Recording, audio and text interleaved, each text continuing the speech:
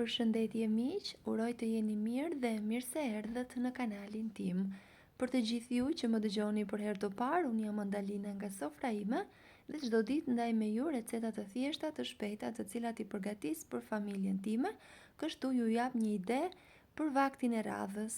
Sot kam përgatitur recetën tradicionale të vendlindjes sime. Në një tigan do shtojmë 2 lugë vaj ulliri, një qep të prerë në copëza të vogla, 200 gram të brëndshme pule, ku janë mëlçi dhe zemra.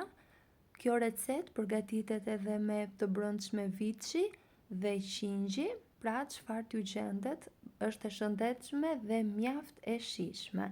Do t'i skuqim shumë mirë në zjarr të ngadaltë duke i përzier her pas here. Dua t'ju kujtoj se nëse jeni ri në kanalin tim, mos harroni të bëni subscribe dhe të shtypni butonin e ziles, kështu do njoftoheni për çdo recet të re të postuar.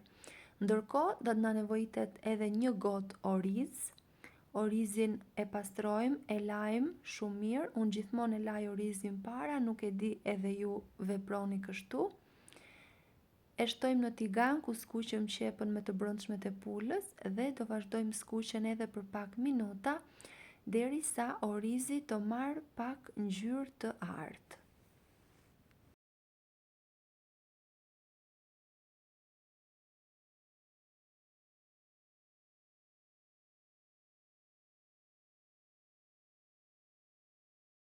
Pasi është gati, do shtojmë krip, spec të kuq, piper të zi dhe pak hudhër pluhur.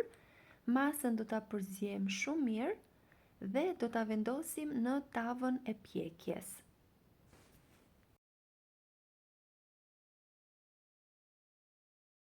Dua t'ju them se është kënaqësi për mua gjithmonë të mësoj se nga cili vend i Shqipërisë apo i botës më ndiqni.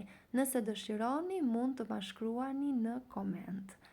Ashtu si e thash, masën e vendosim në tavën e pjekjes dhe do vendosim edhe masën e ujit.